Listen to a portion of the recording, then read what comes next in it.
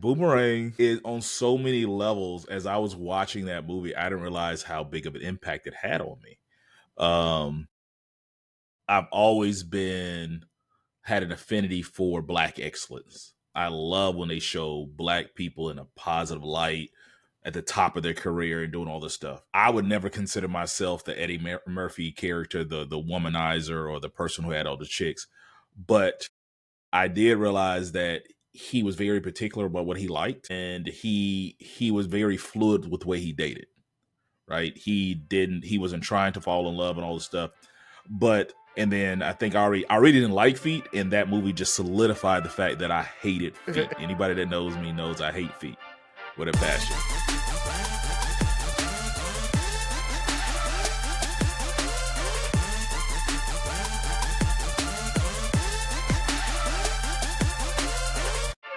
What up, what up, what up, what up? It's Three Brothers No Sense. Possibly your favorite barbershop style podcast. I don't know. I don't know what to say anymore. I'm Ferg, joined my co-host Buff and Razi. Fellas, we had a first. We had a first this week. Yeah. But we'll talk about that when we get into the show. But what it do? I'm not going to fully tackle our first, but I do want to, we kind of touched on it before we started recording. And so I'm just going to speak on it without an opinion and just say that former Vice President Kamala Harris told you about Project 2025. Several members of Congress, governors told you about Project 2025. Any TV analysts told you about it. And every time Harris's opponent said that he didn't know anything about it, it has nothing to do with him. But as we are knocking on October, so almost 9 months into this administration, every football team has a playbook for their upcoming opponent. And for the most part, they have pretty much all the plays they're going to call. Obviously, if a situation arises that they didn't plan for, they'll switch it up a little bit. But they generally have a playbook, a set of plays that they're going to run. And hopefully by the time they get at the end of the fourth quarter, they will have succeeded in the victory. I don't even know if they need to go through the rest of the playbook. Why stop now? Yeah, why stop now? Up. But yeah. I mean, it's looking like week at 2 this point, NCAA, like 70 points on zero. It's almost time to take the starters out, and we're not even at the first quarter. I mean, you look at putting people in places that are going to do exactly what he wants them to do. The head of the FCC, the Attorney General, the head of FBI. Notice. You look at the Supreme Court that he got 3 picks in his first term when many of y'all couldn't be bothered to go vote for Hillary. So now it's a 6-3 conservative court, and they're pretty much letting him run roughshod on the country. He has learned so much from his first administration. He learned so much on what not to do next time he got in there. And this Project 2025 playbook, to where now we are literally looking at state-sponsored media, or if not state-sponsored, positive administration talking media only, and any detractor will be silenced. That's what we saw other countries do. That's not the type of I thought we would see in this country. And I'm not gonna, a lot of times we sit here and say, man, we saw this coming, we saw that coming. I ain't gonna lie to you. I saw some things that I disagree with coming. I saw a lot of bad stuff coming. I don't know if I saw it to this degree. I really don't. I don't know if I saw a Supreme Court that would lay down. The other 2 branches just lay down for this executive branch. So, it is a good time to be MAGA. I'm just gonna say it. It's a good time to be MAGA. If you were a Chiefs fan the last 5 years, that's pretty much how MAGA feeling right now. They running the score up, bro. And I see no way to stop. None. That's all I got, man. Yeah. Razi, did you freeze on us or? I did. Oh. Can you hear me? All right, I'm back. There you hear go. me? Yeah, there you go. All right. Yeah. Yeah. So I'm gonna try to get it fast while I got some internets. I don't know what's going on. So he probably is censoring my internet. He's throttling it down so that we can't have our show. It's that bad. You never couldn't tell what's happening in this situation. I agree with you 100%, Buff. I did not think it was going to get this bad. I didn't think that Project 2025 would happen in 2025. I thought Project 2025 was, hey, that's our playbook for the next 4 years, and some of it'll happen and everything like that. No, this is literally their playbook for this year. And we look at it, I think they're 70% done at this point from the playbook. Like you say, that's they did what they needed to do. They came in, they won the Super Bowl.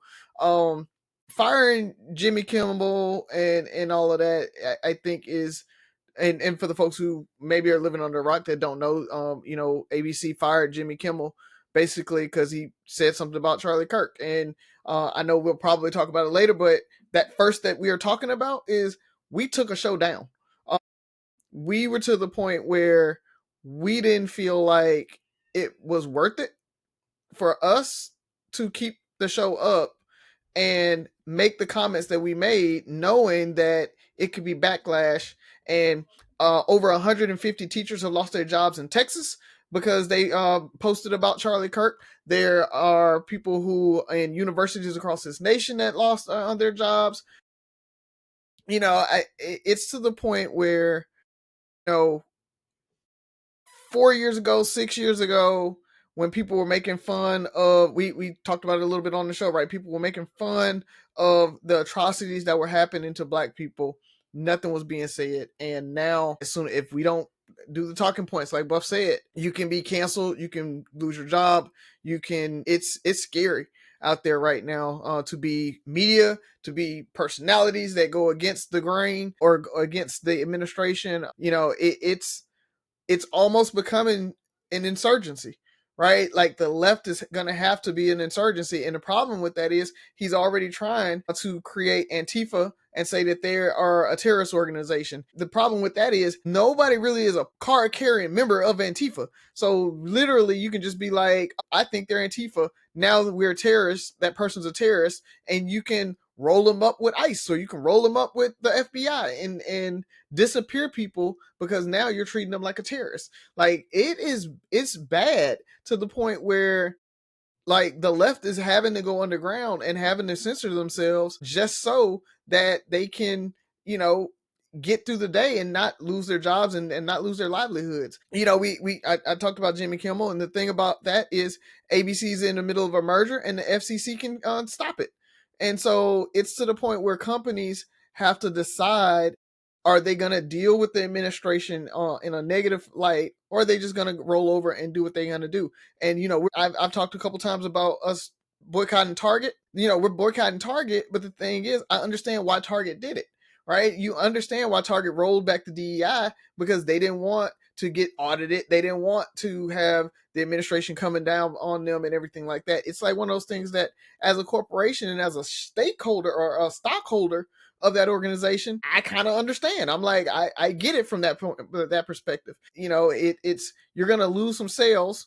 That's going to happen based on it, but those lost sales are nothing compared to what can happen from an administration censoring you and coming after you for not doing what they want you to do.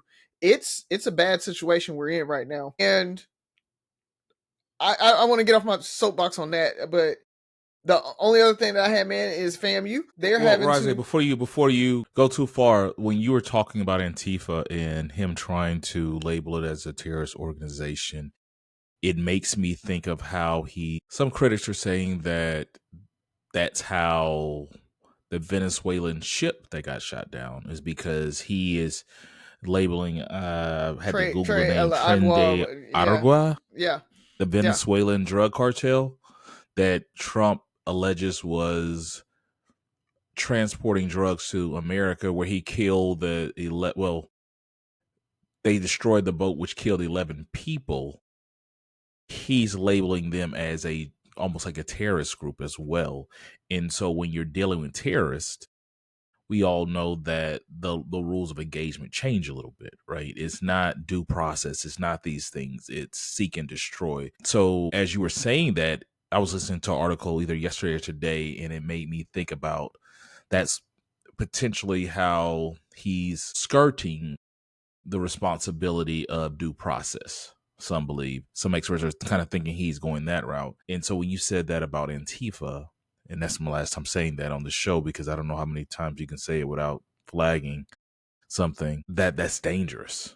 Because now, if you're alleged or believed to be associated with a terrorist organization, you're free game. Yeah, that's precisely it. And that, I mean, not just from Antifa, he's doing it to he calls them the radical left, right? And so pretty much any organization in there, I mean, Democratic Socialists of America, he's trying to say that they are a terrorist organization. So, that goes to, we talk a little bit about AOC and the squad and all those folks. He's doing a lot of that too. And so it's just sad, man. It's sad, it's scary. It's to the point where it's hard to make this show and make it make sense whether it's worth it or not. And it's like, do we continue to speak out? Do we continue to try to put out the news and bring it to everybody and have this podcast? Or do we say, you know what, we'll see y'all in 3 years? That's how, like, that has crossed my mind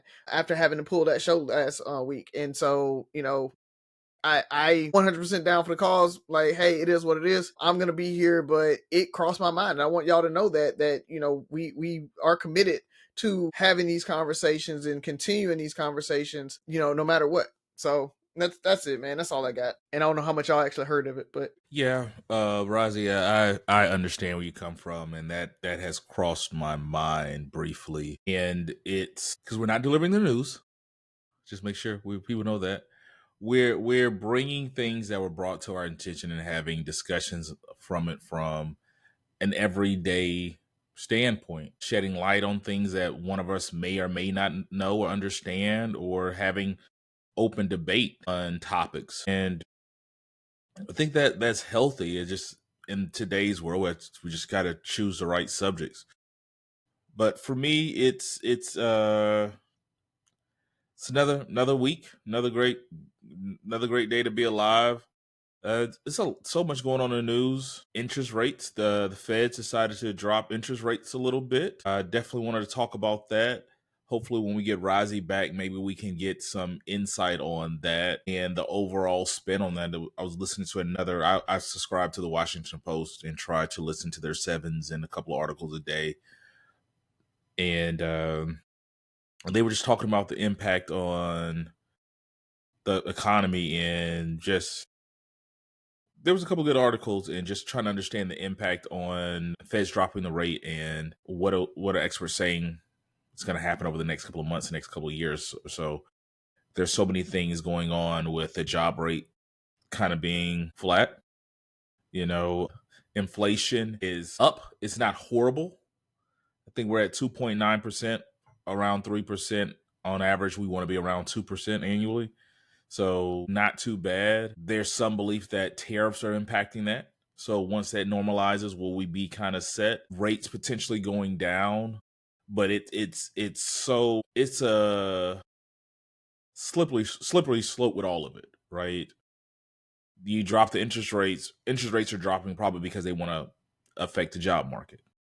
They want to give businesses and corporations more money to spend, make it easier to borrow money so they can start doing more business. But the more business they do, as prices go down, well, more business they do, more jobs, demand goes up for goods, and then prices go up as well. That's why I never got into economics. It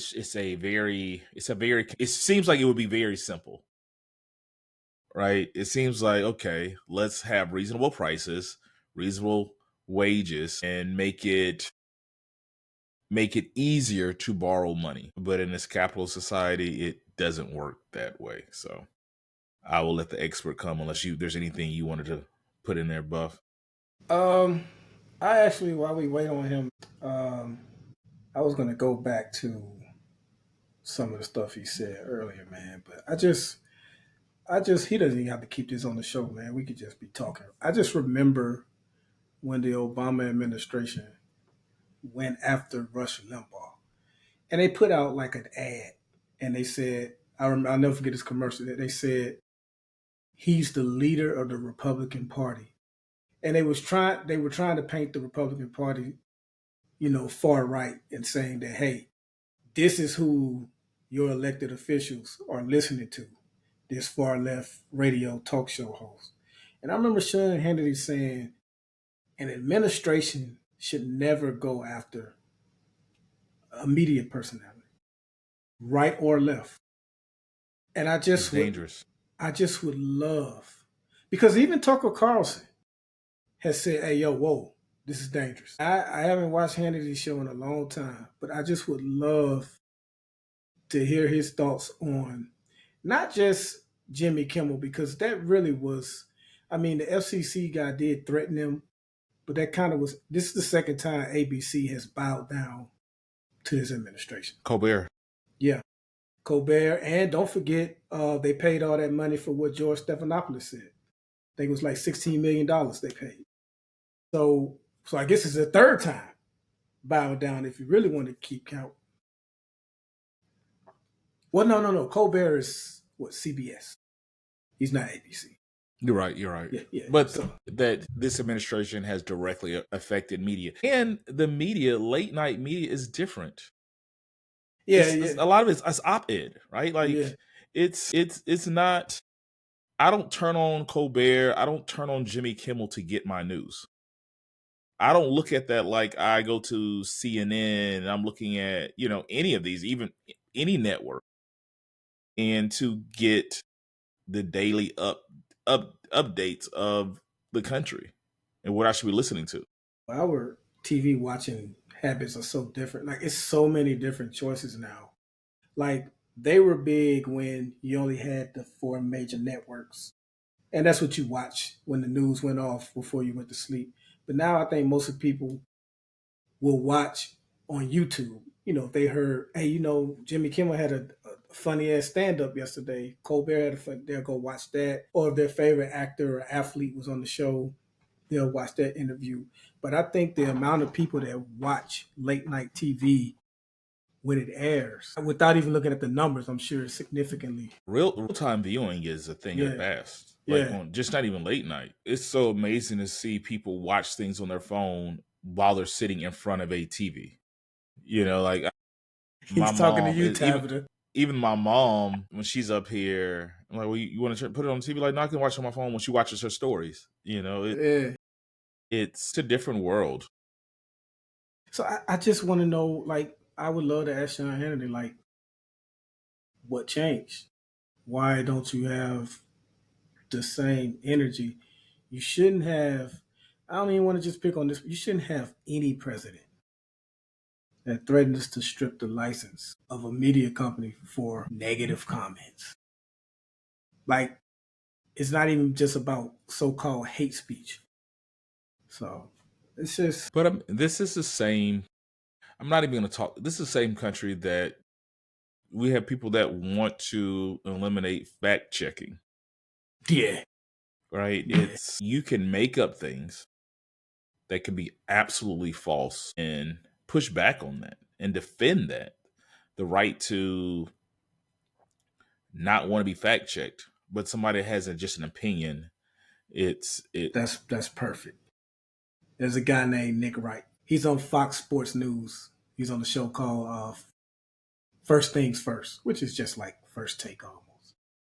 But he was on Dan Le Batard's show, and he said our political discourse now is not arguing. It used to be arguing about what the solution to an issue is. Now we're arguing on the facts of said issue. And the analogy he used is, he said, take Jordan and LeBron. We love to argue Jordan and LeBron. He said, instead of us arguing who's better out of Jordan and LeBron in political discourse, it's like, well, Jordan won 6 rings. No, he didn't. He won 4. It's like, whoa, wait. No, he won 6. Fake news. He only won 4. And so you can't even agree on what factually happened before you even get to to solving a problem, or even in that case saying who's better out of Jordan and LeBron. You can't even get to that point because you're arguing what really did or didn't happen. And that's where we are in politics now, to where facts truly do not matter. And that's just not something people are saying. They don't matter. They don't matter in facts. And part of me is starting to think that is part of the push of AI. Because AI will have people second guessing what's real. Social media and AI are a perfect storm for this political environment. It's so many things you see. I end up sending it wasn't even I don't even think it was AI generated. It was just a fake news story to people on my team regarding the Texans. And the owner of the Texans picked a day to give $10, $15 tickets. I'm like, this might be a good day to take the boys to a Texans game. Like, I'm getting caught up in it's, you can't even fact check anything anymore. Everything is so. And we're already easily fooled, because there were people sharing. I know they did it to Justin Jefferson, the wide receiver for the Minnesota Vikings, and they did it to another athlete. But it just was a picture of an athlete, and then the quote at the bottom said, such and such has agreed to pay for the college of a prominent person that just died last week, his kids' college, all the way through, a full ride. Yeah, like, and people were believing it and sharing it. Like, there was no source, just a picture and a quote, and people were believing it. And maybe we need to have, I don't know who we can get on to talk about teaching our listeners how to fact check. Hell, teaching us how to fact check now. Mm-hmm. You know, because I actually probably make me think about it. Misspoke last week when I talked about Rock's daughter. And she had it was a similar article or post where it said that she made a comment about a particular person. And, if you want people to speak nicely on you when you're dead, speak nice when you're alive, or something along those lines. And then I saw that post a couple of days later on 2 or 3 other entertainers linked to that same exact quote. And I'm like, they got me. So, but the difference is, you will do that and feel bad that you got. There's too many people on social media and the internet that'll do that, get called out for it, and just double down on it.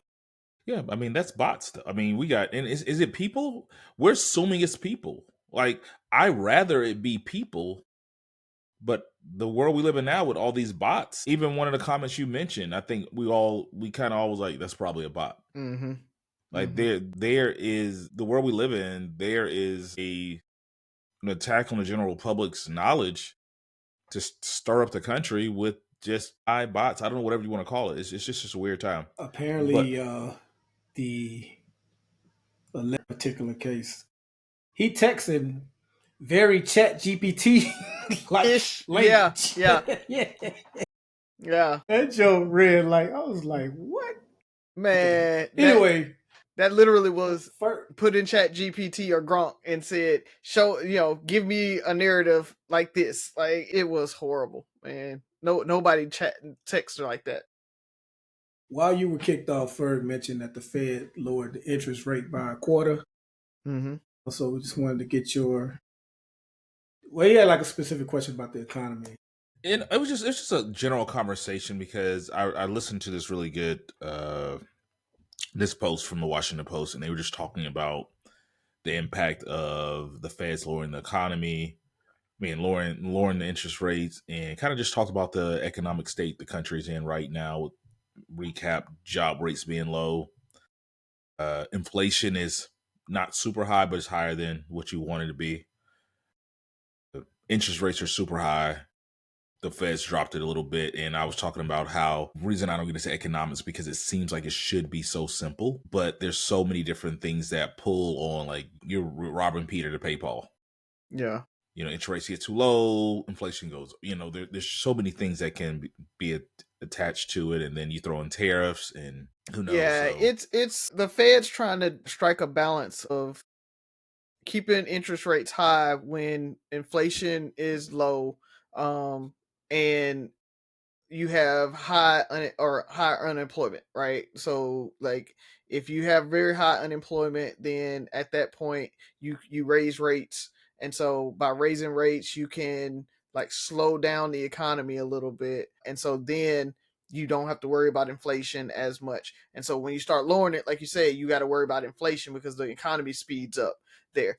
And so what's happening is usually when you do that and you say you lower rates, people buy more, and so you can actually accelerate kind of higher and things like that too, right? You can accelerate the economy. That's how inflation happens. You're accelerating the economy. So that's their lever that they use up there for that. But what ends up happening right now is we have a very high unemployment. Unemployment is going up, and inflation is high at the same time, and so that's kind of usually a and interest rates misnomer. are high. And interest rates are high. And so they're trying to figure out what's the best way to do it, right? Do we try to stem inflation and so we lower interest rates, or do we try to kind of get inflation kind of moving, right? Get the economy moving because people aren't buying anything and all of that. And so by lowering those interest rates, people use credit more, they'll refinance, you can kind of move the economy there. It's a hard spot to be in. And so that's why Trump wants them to lower the interest rates so that it can juice the economy. And so by juicing the economy, it'll make his numbers look better. And so right now he can't do that. And what's funny is the feds are, even though we call it the feds, they're not the Fed. The feds is usually FBI, right? And so the yeah. Fed is the Federal Reserve. Fed. They handle monetary policy. So it's the Fed, not the feds with an S. Yeah. Appreciate it. Thank you. But what's funny is he wants them to, you mentioned, drop the rates 3 whole points. It's like he's mentioned dropping it 3 whole, which would be great because if I'm trying to buy this house, yeah, it out there. But at the same time, there was a post that the top 20% is handling, or they're spending upwards of 60% of the consumer spending right now. That is a huge warning sign. That means that people can't go out and buy as much as they could from the general populace. And then defaults are up to the highest, I want to say, since like 2017. So pre-pandemic 2017, you've got defaults, car defaults.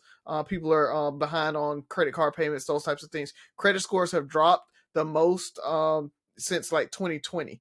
So scores are horrible right now. Defaults are up right now. Like the economy is looking bleak. And so that's another reason why the Republicans are looking to the stock market and they're saying, oh, well, the stock market's doing great. The stock market isn't a really good, it's a portion of what you can look at for the economy, but you can't look at the economy just as the stock market because it doesn't really take into consideration consumer spending. It doesn't take into consideration what people really feel at the pump, at the grocery stores, and that type of thing. And so when you look at, economists are really worried. They're talking recession by next year.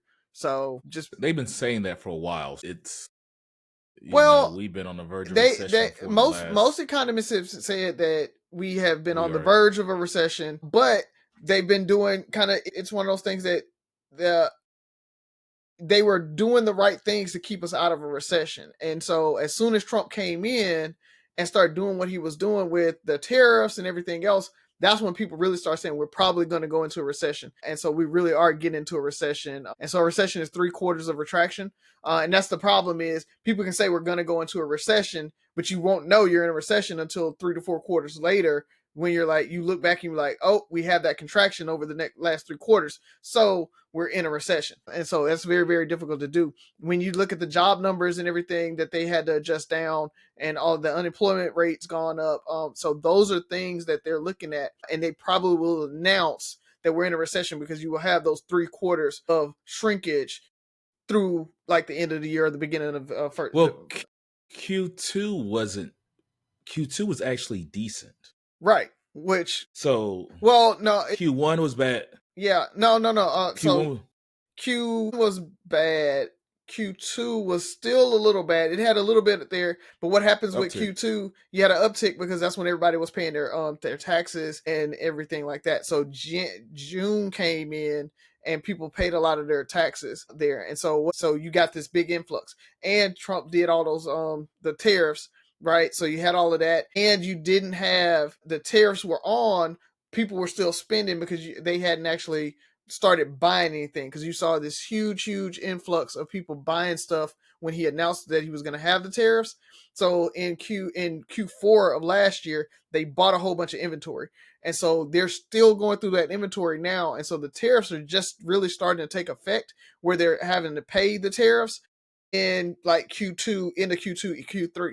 So now that their stockpiles are gone, you're seeing where that prices are having to go up. So you see Target announced they're going up. Walmart had to increase their prices. So now you're starting to see all their warehouses are kind of, all the inventory that they already had already paid for, is starting to go, and they're having to replenish that. And that's where the tariffs are starting to knock in. And so people are going to start. So you're going to see this inflation or these upticks in prices, but you see that salaries aren't going up. People aren't making more.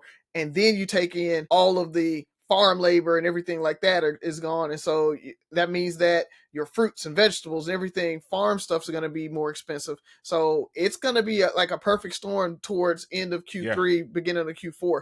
It's going to get really And ugly. immigration's playing a huge part in this too.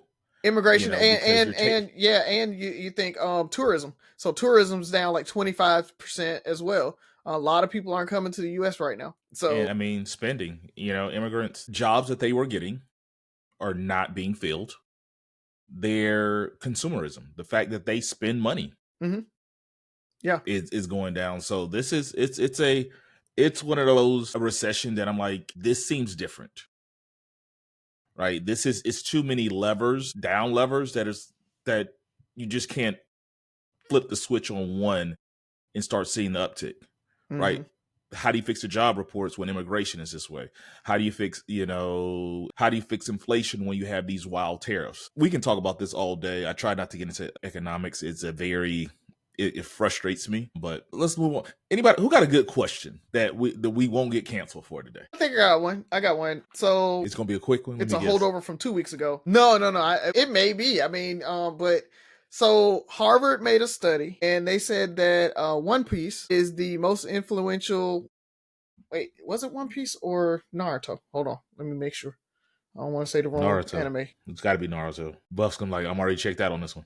No, I can't find it. Might have been fake news, bruh. No, I read the abstract of the story when it happened. Said Harvard. Yeah. Yep, it is One Piece. Okay. All right. There we go. So I'll start back over. All right. So there's a Harvard University Department of Media and Culture study in 2025 that said that One Piece was the most influential story of our lifetime. And they said Eiichiro Oda's creation is not merely entertainment, but a living philosophy that reshaped the value of an entire generation. It serves as both a narrative compass and a moral framework for millions worldwide. They've sold over 500 million copies, and its community spans content. One Piece isn't just the most successful manga. Harvard argues it's the most culturally impactful story of our time. Remember last week I talked about how Nepal used the One Piece like flag as they were trying to overthrow their government and things like that. Like, they're saying that it is the most impactful story of our time. So I want to ask you fellas, what's the most impactful story or theme of your lifetime? Like what impacted you the most? Like what story that you read you were like, that's it, that's what like really kind of made me or shaped me? Is it like a article, a show, or Yeah, like a show, a movie, a book, something like a story that you read that was just like that was like the most impactful thing to you. So, like I said, it could be a show, movie, a book you read, anything like that. Got an Amber Alert. You gonna say The Well, Wire? I talk about The Wire a lot on this show, so I'm not gonna let that be my answer today. I'm gonna go with a book I read called $40 Million Slaves by Bill William Roden, and it's just kind of, as someone who loves sports, it's easy to It's easy to look at these athletes with the comment, you make millions of dollars, so just, what are you complaining about? Just shut up and go play. But it talked about more than that. It talked about how to look at that in a different way, but it just talked about the history of sports and just how, man, we really thrive in everything we do. So, like, you look at, I know I've mentioned in the group chat before how I want to go to the Kentucky Derby one day, horse racing. And we have Preakness up here in Baltimore. And just to know that we ran that sport at one time. We were the jockeys. And just the history of boxing and a lot of sports that we aren't heavy in now. Like, I don't watch horse racing, but I don't think there are many black jockeys. I'm not sure. But man, we it just showed me how incredible we are, in addition to what these athletes go through and how powerful sports are. Like, it's so easy to reduce sports to, it's just a game. It's just a game where people get paid a bunch of money to play a game. And it's like, nah, man, sports really can drive a lot of social issues. Like, we look to sports to settle certain things. Like, one of the reasons Ali and Frazier was so huge, especially within the black community, is because a lot of people looked at Muhammad Ali as like the pro black guy, like the guy that defied the military and didn't go to the war and say, no Viet Cong ever called me nigga. And then you got Joe Frazier, who Ali unfairly painted as an Uncle Tom. But at the time, it was like almost like a civil war among black people. And that boxing match didn't play out how a lot of people wanted it to. But we put like a lot of social issues in sports, man. And that book, it's almost one of those books, because I think the autobiography of Malcolm X is a book that could be read every year. It probably should be read every year. This is almost up there with that. I think Malcolm X is a better book, obviously, but I think it's one of those books that could be read, if not every year, every other year. So I'm gonna go with that. You're on mute. I'm gonna give two. Okay.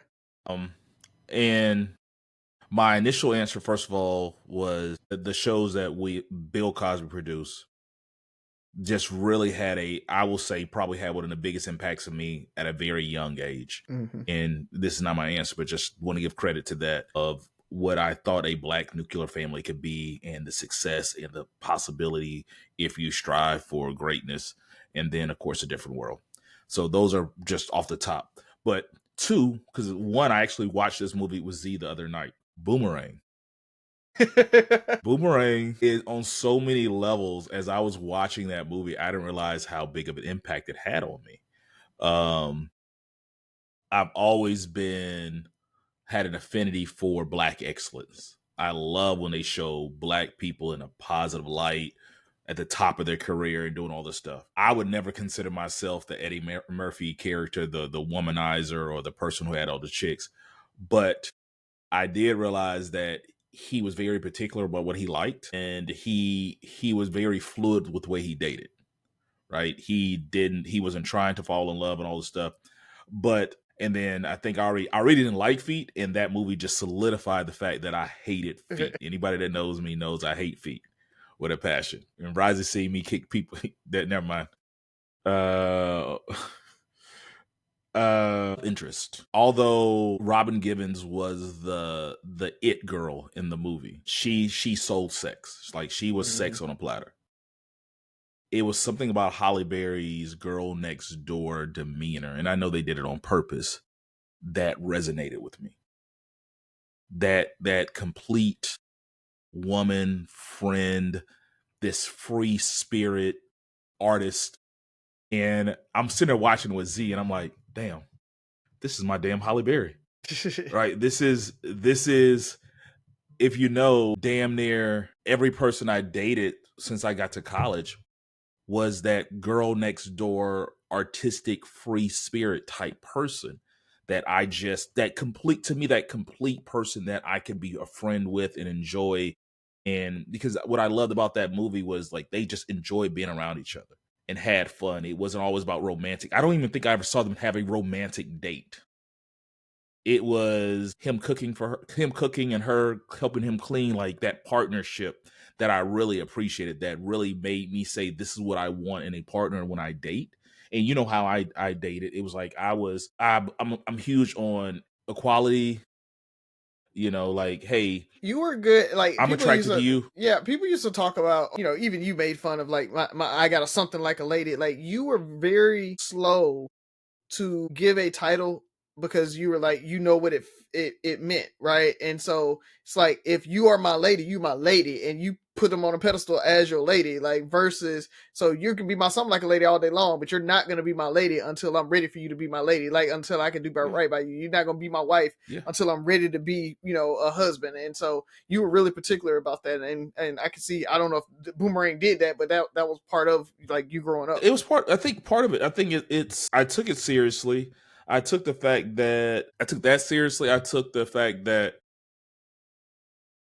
And we ain't talking even the about whole high school. something That like a don't count. lady thing, something like a lady thing, it will my time is just as valuable as yours.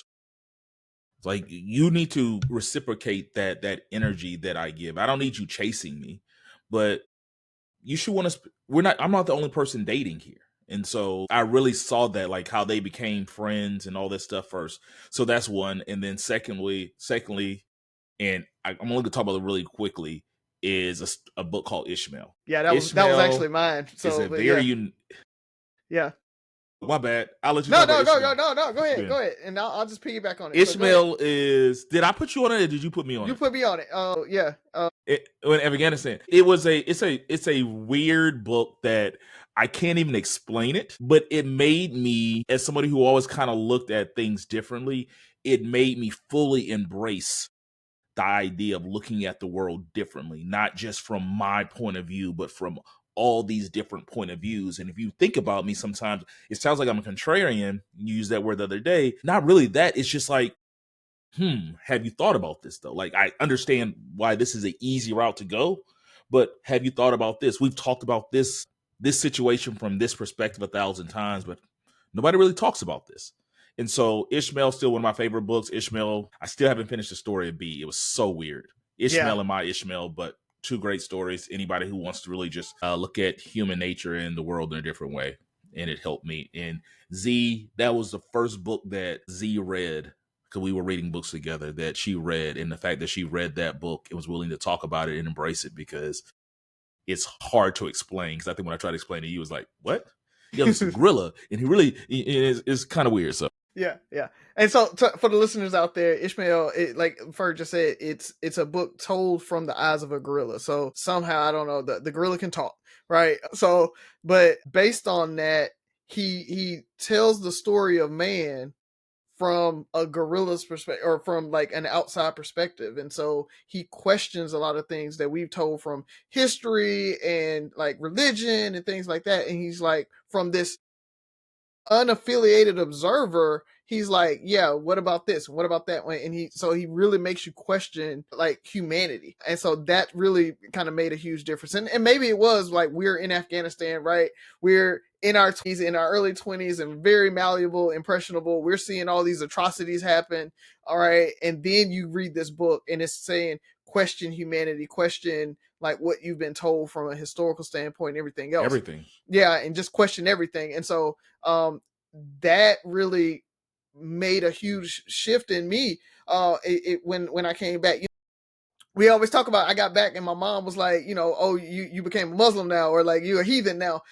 And it was that, right, where I read that book and seeing what was happening and seeing how religions can divide, and you have these holy wars and things like that, and the holy books are telling you one thing, but then you like, does that really make sense? And when you're really kind of thinking back on it, and so I know there's a bunch of schools of thought when it talks about religion, and whether it's like, oh, we take it literal, or it's a figuratively, and they're just analogies and allegories.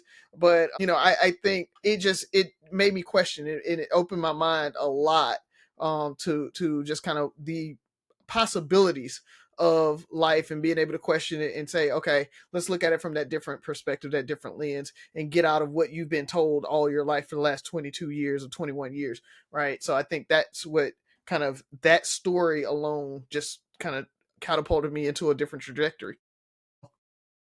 Yeah. Yeah. I just remember trying to explain that book to you. Yeah, like even just now, I tried to explain it. It sounds crazy. That Like was a Buff's great. looking, That was a Buff, you looking great. like Yeah. So this is Gorilla, right? And this dude seeking like this life coach. I remember Ishmael. I actually tried to read it. tried. Y'all told me about Yeah. it. Yeah. You gotta get further because it starts off weird. Like you got to get into when he starts talking about the parables and stuff like that for you to fully embrace it. Like you got to commit to it.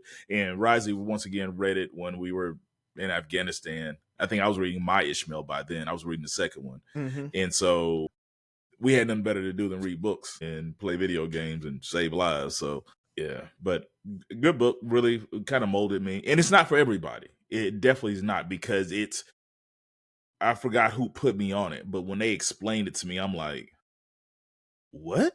Yeah, And yeah. these And listeners are if probably you're like super, like if you're super kind of convicted to kind of your ideals and everything like that, it may come off like, oh yeah, no, I'm not dealing with that, right? Like my mom probably read that and be like, that's witchcraft, right? So, you know, that's the devil. That's the devil right the there. Devil, ain't no. I don't believe in gorillas, no way. So yeah, no, but But Z Buff, read it. I did want to say something about $40 Million Slave, though, It was because good book as well. I agree there too, man. Because you told me about it, you put us on it, and I read it, and it was kind of that same thing, that eye opening of, yeah, it's different than when you kind of take a step back and look at it. Like we are that exceptional people, but at the same time being used. Like our history is full of just being used by other people, right? When we talk about all of Africa, really, right? The colonization and everything like that. So it's not just the slave piece of it, but it's just all of it in general. But I like that book too. Did you read that prior to the Bruz Bookshelf? Shout out to the Bruz Bookshelf, by the way. Or did they put you? I read that like, man, when I first started Capitol Police, I had a coworker that put me on it, actually. Yeah. So that I think they presented it, and you told me you read it, and I went and read it. That and another, and I'm not going to get into it, but The Color of Law is another really good book. Yeah, you put me on that. I finished that. That one just, it was so eye opening because we're taught such a small. We talk about that one needs to be taught in the history class. De facto and de facto and I can't remember. Oh, I can't remember now. But the fact that we think we know about redlining. That's kind of as far as a lot of us go, as far as the impact that government had on kind of shaping the infrastructure of Black America. You know, we talk about housing and all that stuff, and it just goes so much deeper. And that book does a really good job, and it just opened my eyes to let me know that you got to learn more. And it just being I wish they would do more books or movies on. I know everybody's tired of slave movies, but I think a good migration movie, like moving from Alabama The Great Migration. Yeah, the Great Migration. Like there's not a lot that goes into that. That's a very pivotal time in Black history that helped shape the landscape of this country. Because I think what was the professor name that got arrested during Obama's administration for breaking in his own house? Is it C. Gates? I forgot. Anyway, he has a documentary on PBS that kind of touches on that. And also, I think I was telling you guys about it, or we were watching it together or something like that. It was, and on HBO Max, I forgot who mentioned it, but yeah, and on HBO Max, New York Times writer Charles Blow has a documentary where he kind of talks. It's not really it's kind of the opposite of the Great Migration. He was just saying how, you know, Blacks need to start moving to more of these red states. He pointed out how, you know, Biden was able to win Georgia largely because of Atlanta. We need to move more to these red states because these blue states are blue. New York is blue. California is blue. We need to move to these red states and kind of change the election. But it's safety in numbers. So that's a great talk. I would love to have that conversation. That is a great subject. But, you know, Louis C. Gates? That sounds, I just want to make sure I'm not saying the comedian. Louis C.K. He's Louis C.K. Yeah. But the Great Migration, because it was funny because when I learned that more, because I used to always joke with people.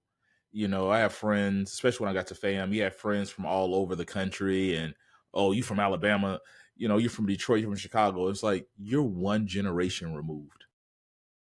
Like your mama is from Mississippi. Like you're in Detroit, your mama cooked chitlins.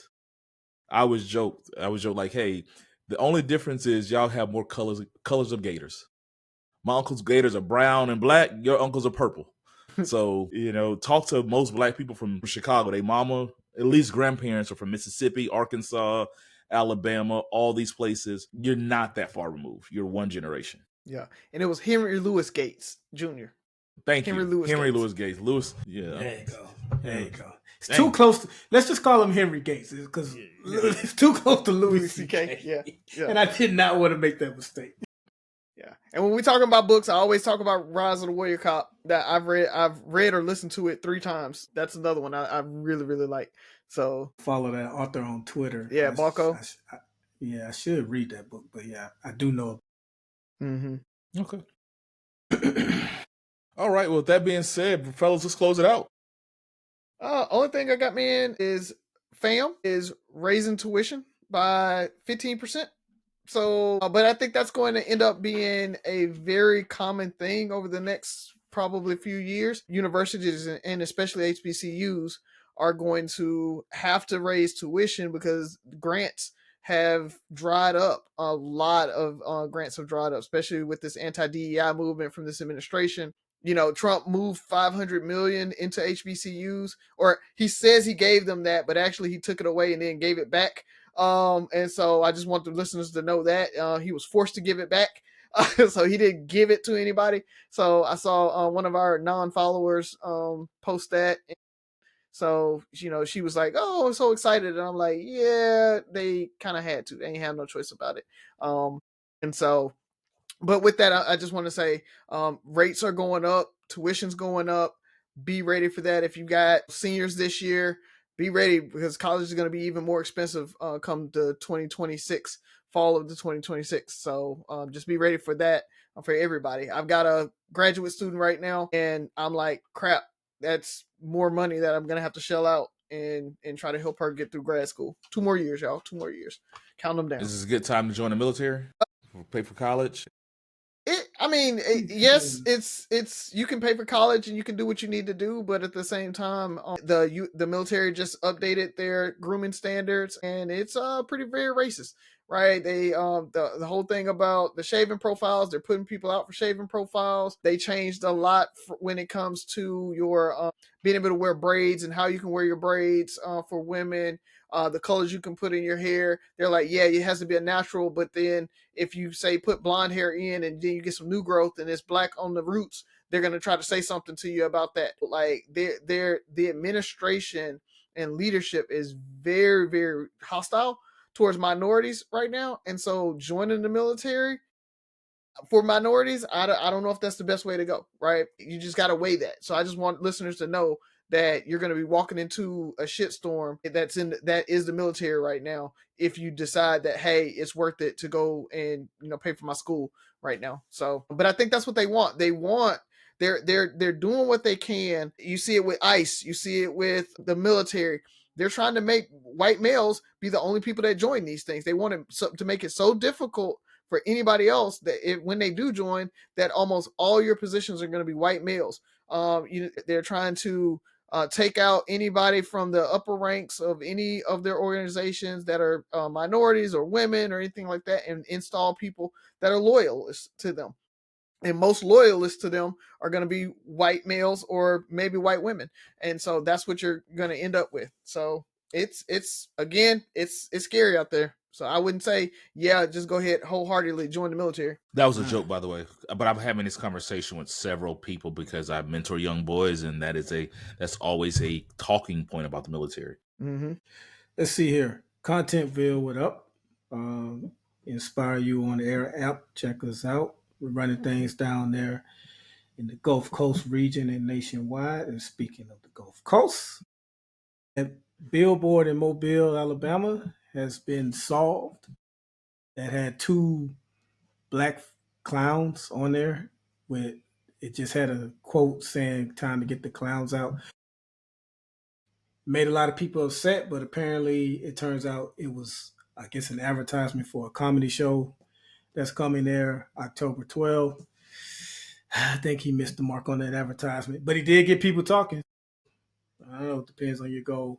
Kamala Harris's new book drops next week. I believe September 23rd. I've already pre-ordered it. 107 Days. Audible that. Check it out. See what she got to say. And finally, Colin Kaepernick, man. We all know about Colin Kaepernick. As a matter of fact, his name came up a lot in comparison to another person who was honored at some football stadiums. Colin Kaepernick was cited a lot on why was one okay and the other isn't. He just paid for a second autopsy for I cannot pronounce his first name, and the family has been calling him Trey, so I want to call him Trey. Trey Reed. He's a 21-year-old Delta. He was a 21-year-old Delta State University student who was found hanging from a tree by some football players. And where's Delta State? Mississippi, down there in Mississippi. You know, the first, what is the medical examiner or autopsy? Yeah, autopsy. It was ruled a suicide, and the family wants a second autopsy. Kaepernick, man, through his Know Your Rights foundation, he is really doing so, and he does things quietly, man. He is a modern day civil right athlete turned civil rights activist, man. It's really good to see. But I don't want to leave out the fact that that was one of two hangings that same day in Mississippi. So Corey Zakatis, 36-year-old man, was also found dead hanging from a tree. Wait for the facts to come out. If we get the true facts, hanging is not, first off, by and large, when men decide to take their life, is usually by gunshot. Usually. I know there are always exceptions. Then on top of the fact that it's a black man, we're not really. And there's a difference of hanging from a tree and hanging like, you know, in your apartment, in your room, and trying to. It's not easy to hang yourself from a tree and not have like, oh, there's a stool that, you know, got knocked over or something like that. Like he climbed the tree and jumped off. I want to see. I definitely want to see. They say there's video evidence for the Delta State kid, so we'll see, man. So, yeah, and the fact that our minds automatically go to foul play. This is America. To the football players that discover him, I hope therapy is provided for those brothers, because I can't imagine finding something like that. But I just pray that the family gets truthful answers. If he's one of the very rare black people that took his life in that way, may that come out. But if there's any type of foul play, I pray that that comes out and the family gets answers, and then eventually justice. Whoa. Yeah. And I just want to say that people are trying to say, well, the medical examiner was black. I'm like, so was the superintendent of Florida that took vaccines out of their, you know, education system. So that doesn't make much difference to me either. Yeah, I think we should get. Plus, black people can be threatened into doing one thing. Yeah, you know what I mean. White people are being threatened right now, so everybody's a mark. So Buff, you took one of mine about the stuff going on in Mississippi, as well as the football stuff. So I just really got back to potentially supporting football, and I'm at a crossroads. But we brought it up earlier, and I've seen a lot of it. I think Razi might have made a post about it with Jimmy Kimmel and ABC and a potential boycott of Disney. I want to see where that goes and see what our plan is on that. Can you make sure the listeners know everything that Disney, under the Disney umbrella? Disney, ABC, Marvel, Hulu, ESPN. Yeah. It's so National much. Geographic. Yeah.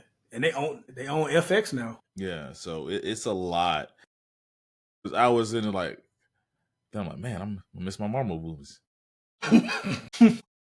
But we got to figure out what we're gonna do. And then there's another, and I hope I don't want to prolong this. There's more talkers. This isn't our fight. And so there's that conversation that needs Yeah, to be and please had. don't say that. For folks who saying it, this is our fight. This is our fight because they are compressing on everybody that's non-white very quickly. This is not something that we can just be like, oh yeah. I think we had that conversation right about you can't just wait till it gets to you, because at that point, everybody else is exhausted. And so this is 100% our fight, and we need to be engaged in it. And so folks, please, please, please stay engaged. Don't lose hope, and make sure you vote come next November in the midterms. So we just staying at the ready. It's not an official boycott yet. Yeah, I mean, For Disney, y'all yeah, let me know. I haven't Y'all let heard me know of what an if you official got. boycott yet. And yeah, but on a more positive note, actress and film producer Lena Waithe, is that how you pronounce Waithe, right? Mm-hmm. Yeah, it's Waithe. Has a podcast, has a show, and she interviewed one of my favorite female. Like I'm not gonna. How do I label it? I'm not gonna say she's like my favorite female actor. I think she's like one of the most. She doesn't get enough attention. Cree Summer. So she did an interview with Cree Summer, and it's about almost an hour long, and it's really good. And it just, if you realize how impactful Cree Summer has been in entertainment over the last 40 plus years, I didn't realize until that interview. Guess what her first acting job was? What's that? It wasn't Different World? She's one of the best known voice actors out there. She was Penny on Inspector Gadget. Wow. Yeah.